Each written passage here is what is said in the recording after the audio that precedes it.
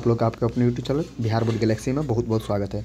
देखिए हम short notes को एक्सप्लेन कर रहे हैं। आज हमारा तीसरा का चैप्टर केमिस्ट्री का शॉर्ट नोट्स को एक्सप्लेन कर रहे हैं। तो भैया आप नहीं देखे हैं तो पहला चैप्टर और ये मेरा शॉर्ट नोट्स है। अब इसको अगर पूरा पढ़ लेते तो आपका ऑब्जेक्टिव बिल्कुल क्लियर होगा। जो पढ़ते होंगे उसको पता होगा और आप लोग कमेंट करके बताइएगा भैया कि एकदम क्लियर हो रहा है कि नहीं। तो ये शॉर्ट नोट्स है, आप पूरा अगर पढ़ लेते तो आपका पूरा ऑब्जेक्टिव क्लियर होगा। केमिस्ट्री हो या फिजिक्स में मेरा दोनों शॉर्ट नोट्स है, आप पढ़ लीजिएगा जरूर, ठीक ना। चलिए मैं है केवल इंग्लिश मीडियम में, फिर भी हम इसको हिंदी मीडियम में समझाने का प्रयास करेंगे, हिंदी मीडियम में बोल देंगे, ठीक ना। तो चैनल पर नए तो प्लीज़ सब्सक्राइब करके जुड़ जाइए। और मैंने 2 को समझा दिया है और तीसरा का आज हमें समझाना है। चलिए तो तीसरा में आते हैं। सबसे पहले समझ लीजिए इलेक्ट्रोकेमिकल सेल। इलेक्ट्रोकेमिकल सेल कहने का अर्थ है विद्युत रसायन बैटरी, ठीक ना। जो विद्युत रसायन बैटरी होता है वो क्या करता है कि केमिकल एनर्जी को, रसायन एनर्जी को क्या करता है, इलेक्ट्रिक एनर्जी में बदलता है, विद्युत ऊर्जा में बदलता है। समझ गए ना।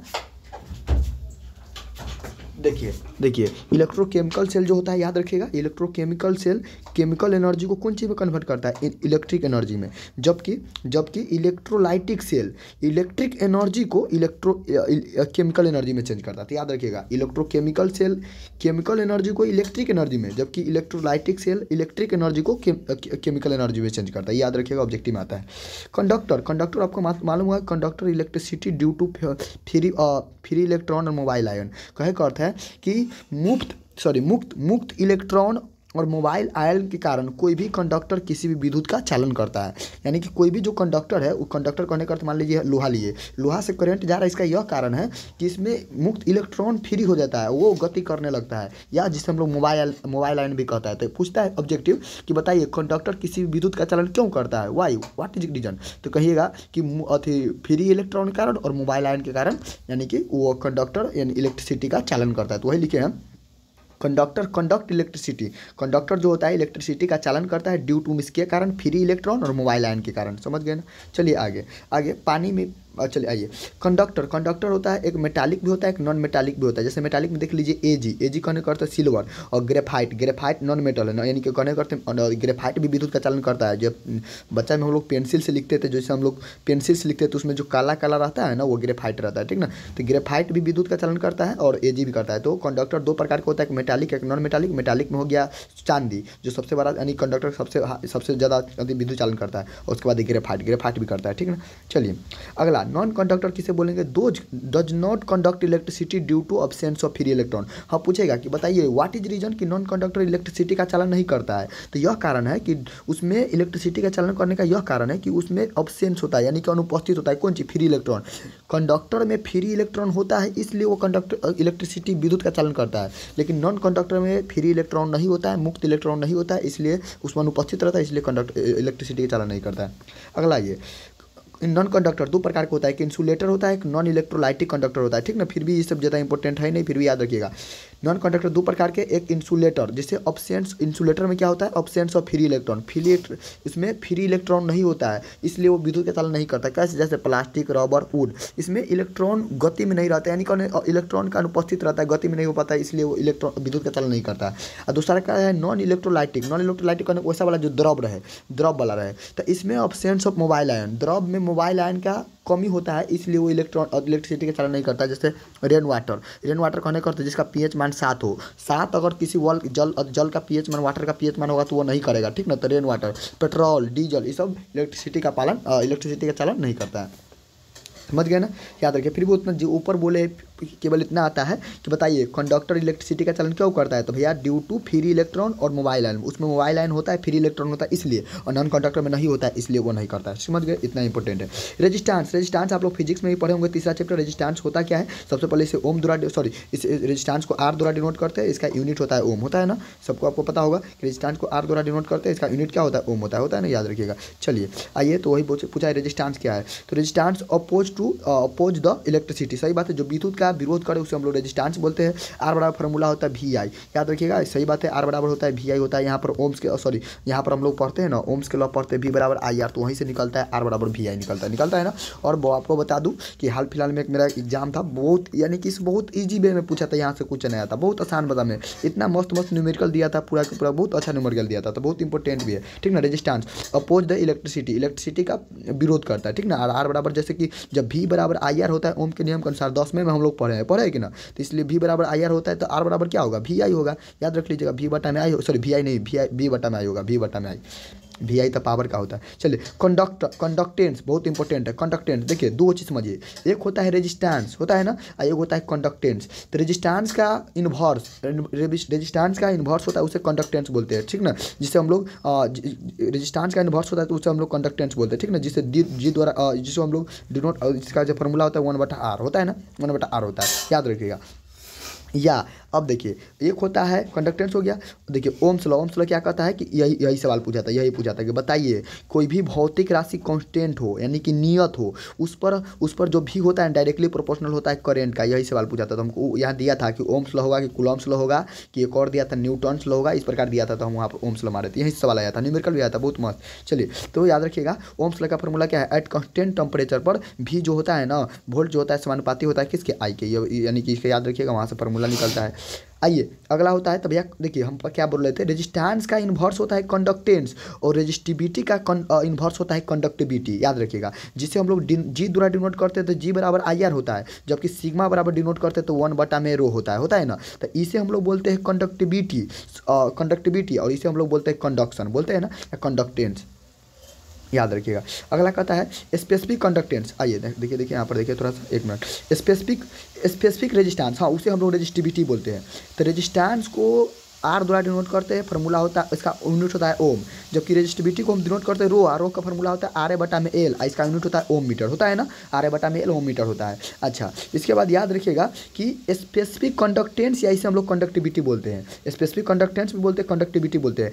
तो रेजिस्टेंस का इन्वर्स होगा कंडक्शन या कंडक्शन, और रेजिस्टिविटी का इन्वर्स होगा कंडक्टिविटी, है ना। तो वही इन्वर्स है 1/ρ, 1/ρ को हम लोग बोलते हैं ओम इन्वर्स मीटर इन्वर्स, जिसे हम लोग मोह पर मीटर भी बोलते हैं, और इसे कप्पा द्वारा डिनोट करते हैं, कप्पा के बराबर कह सकते हैं, समझ गए कि ना। तो बताइए तो जब रो बराबर फार्मूला होता है RA/L होता है, और जब हम इसको 1/बटा में करेंगे तो इसको भी 1/बटा में करना पड़ेगा, और 1/बटा में करेंगे तो L तो ऊपर चल जाएगा। तो फार्मूला क्या आएगा मालूम है, L/बटा में फार्मूला आएगा अगर भाई आपको पूछे कप्पा बराबर फार्मूला क्या होता है, तो L/बटा में RA। ऐसा इसलिए हुआ कि जो कप्पा होता है ना रो का इन्वर्स होता है, तो रो नीचे आएगा, तो रो बराबर फार्मूला तो यहाँ पर RA/L यहाँ होता है, बटा में L तो L ऊपर चला जाता है, ठीक ना। यहाँ पर हम वही समझाए हुए हैं, देख लीजिए रो बराबर ये फार्मूला है और इसको उल्टा किए हैं, तो देख लीजिए यहाँ पर फाइनली ये निकला है कप्पा बराबर, ठीक ना। तो पूछा कंडक्टिविटी को कप्पा द्वारा डिनोट करते, कई बार पूछा गया भी है। और भैया आप लोग अगर आप तो गेस पेपर नहीं लिए भैया तो मेरा टेलीग्राम ज्वाइन कर लीजिए, डिस्क्रिप्शन बॉक्स में लिंक हम दे देंगे, टेलीग्राम ज्वाइन कर लीजिए, हमें हमारे नंबर पर मैसेज कर दीजिएगा 6201359697। आप लोग को रिप्लाई मिलेगा तो भैया रात्रि में 9 बजे के बाद ही रिप्लाई मिल पाएगा, तो वहाँ पर लेकिन मिल जाएगा आपको। मेरा भाई गेस नहीं लिए तो 75 2 नंबरी और 25 लॉन्ग मिला है, आप जाकर पढ़िए, आराम से बेहतर रिजल्ट उठा सकते हैं।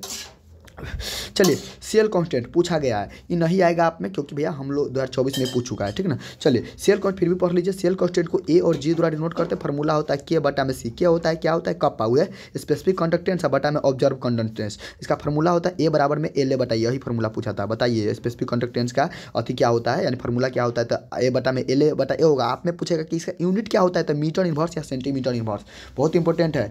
सेल कांस्टेंट का यूनिट क्या होता है, मीटर इन्वर्स या सेंटीमीटर इन्वर्स, ठीक ना। सेल कांस्टेंट कहने करते हैं बैटरी का नियतांक। चलिए आइए अगला आता है मोलर कंडक्टिविटी। मोलर कंडक्टिविटी क्या होता है, the amount of electricity passes through the 1 mole of electrolytic solution.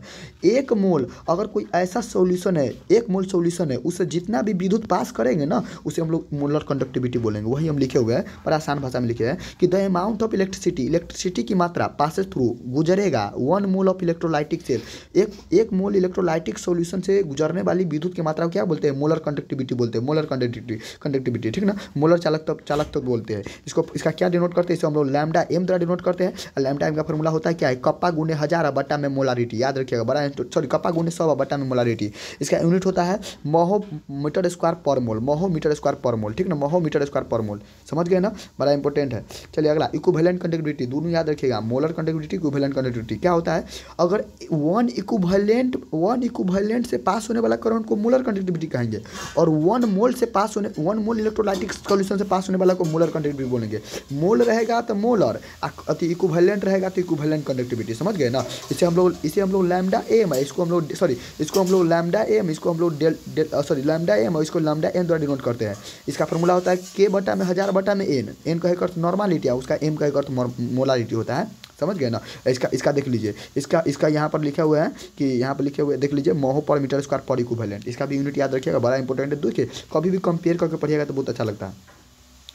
Objective आता है आफ्टर डाइल्यूशन। डाइल्यूशन कहने करते मान लीजिए जब दुकान पे जाते हैं सतुआ पीते हैं, सतुआ पीते हैं तो कभी कभी जब लास्ट में पी लेते हैं तो थोड़ा सा बच जाता है, गीलापन बच जाता है, यानी कि वो थोड़ा सा पीने में कठिनाई होता है, तो आप कहते हैं ना भैया इसमें पानी डालिए, हमको इस पर पानी दीजिए, तो यही हुआ डाइल्यूट। डाइल्यूशन कहने करते हैं किसी चीज़ में पानी का मिलाना, ठीक ना, डाइल्यूशन। तो देखिए क्या होता है आफ्टर डाइल्यूशन, अगर किसी कोई सोल्यूशन है उसमें हम पानी धरेंगे तो क्या होगा, अगर after dilution molar conductivity and equivalent conductivity increase हो जाता है, याद रखिएगा। अगर सही बात है, जैसे आफ्टर डाइल्यूशन के बाद मोलर कंडक्टिविटी और इक्विवेलेंट कंडक्टिविटी इंक्रीज होता है। कैसे भैया, एग्जांपल दीजिए, एग्जांपल दे रहे हैं। पहले गांव देहात में जनरेटर चलता था, तो पहले मिट्टी होता था ना भाई, जो मिट्टी होता था वहाँ पर आदमी जाकर क्या रखता है मालूम है, नमक छिड़कता था। नमक क्यों छिड़कता था, क्योंकि नमक में पानी का मात्रा है, और नमक में उसका एक और कारण था कि भैया वो Na+Cl में टूट जाता है, आयरन में टूट जाता है, अलग बात है। लेकिन वहाँ पर मेन कारण यह होता था कि वहाँ पर पानी का मात्रा लाया जाए, यानी कि पानी लाएगा तो इलेक्ट्रिसिटी का चलन ज़्यादा होगा। तो यही बात समझिए कि अगर डाइल्यूट करेंगे, डाइल्यूशन कहने का अर्थ है कि मान लीजिए कोई जिसमें माने वो है ना सतुआ पी रहे हैं या गीला हो गया, आप जब पी गए पूरा थोड़ा बच जाता है लास्ट में, तो उसमें कहते हैं पानी डालिए। तो अगर डाइल्यूट करेंगे, पानी डालेंगे ना, तो उसका मोलर कंडक्टिविटी और इक्विवेलेंट कंडक्टिविटी इंक्रीज होगा। इंपॉर्टेंट है कंडक्टिविटी, सॉरी हाँ, मोलर कंडक्टिविटी और इक्विवेलेंट कंडक्टिविटी इंक्रीज होता है, जबकि कंडक्टिविटी सीधे पूछेगा तो डिक्रीज होगा। कंडक्टिविटी कहने का अर्थ है कि और रेजिस्टिविटी का उल्टा। ये नहीं याद रखिएगा बहुत भी। इनफाइनाइट डाइल्यूशन क्या होता है, तो इनफाइनाइट डाइल्यूशन जो होता है ना, इनफाइनाइट डाइल्यूशन में मोलर कंडक्टिविटी और इक्विवेलेंट कंडक्टिविटी इक्वल होता है, याद रखिएगा। इनफाइनाइट डाइल्यूशन में मोलर कंडक्टिविटी और इक्विवेलेंट कंडक्टिविटी इक्वल होता है। फिर भी ये ज़्यादा इंपॉर्टेंट है। कोहलर्स लॉ भी उतना इंपॉर्टेंट है नहीं, फिर भी याद रखिएगा कोहलर्स लॉ का यूज किया जाता है केवल वीक इलेक्ट्रोलाइट के लिए, कमजोर इलेक्ट्रोलाइट के लिए। इलेक्ट्रोलाइट करने का तो वह चीज़ जो जल में घुल कर टूट जाए, जैसे नमक, ये सब जल में घुल टूट जाता है, तो यानी कि जैसे चीनी भी हो जाता है, ठीक ना। तो कोहलर्स नियम के अनुसार कोहलर्स नियम का यूज किया जाता है वीक इलेक्ट्रोलाइट के लिए और इनफाइनाइट डाइल्यूशन के लिए। वीक इलेक्ट्रोलाइट कौन कौन है तो बड़ा इंपॉर्टेंट है, पूछता रहता है। CH3COOH, H2CO3 हो गया, HCOOH होगा, ये सब याद रखिएगा। तो भैया पूछेगा कोहलर्स लॉ का प्रयोग किसके लिए किया जाता है, तो वीक इलेक्ट्रोलाइट के लिए किया जाता है सबसे पहला। दूसरा का इनफाइनाइट डाइल्यूशन के लिए किया जाता है। और कौन कौन वीक इलेक्ट्रोलाइट का एग्जाम्पल कौन कौन है, तो ये है। चलिए अगला, ये सब नहीं याद रखने की जरूरत है, इसे जो काम का चाहिए हम केवल बताते हैं, आपको याद रखना है। चलिए, और डिफरेंशिएशन नहीं, ये भी नहीं याद रखना है। चलिए हाँ, याद रखिए केवल इतना कि वीक इलेक्ट्रोलाइट कौन कौन है, ये याद कर लिया। चलिए आगे आते हैं और देखते हैं, थोड़ा और है इसमें, हाँ और है थोड़ा है। आइए तीसरा का में सबसे हम यार 5 नंबर पूछ सकता है फैराडे लॉ। फैराडे के पहला नियम के अनुसार जो W होता है वो Q के समानुपाती होता है ना, W बराबर जीत होता है, W बराबर जीत, W बराबर जीत। ऐसे याद रखिए ना, विनर मिस कहते होता है पहले अंग्रेजी में। विनर मिस क्या होता है, विनर मिस होता है विनर मिस क्या होता है, विजेता होता है ना, जीतने वाला। तो विनर विनर का मीनिंग में WNER लिखते हैं, तो W से चालू है, तो W बराबर जीत, और जीते को ना कहते हैं विनर, तो जीत, W बराबर जीत, याद रख लीजिए, W बराबर जीत, ZIT समझ गए, JIT नहीं ZIT, समझ गए ना, यही याद रखिएगा।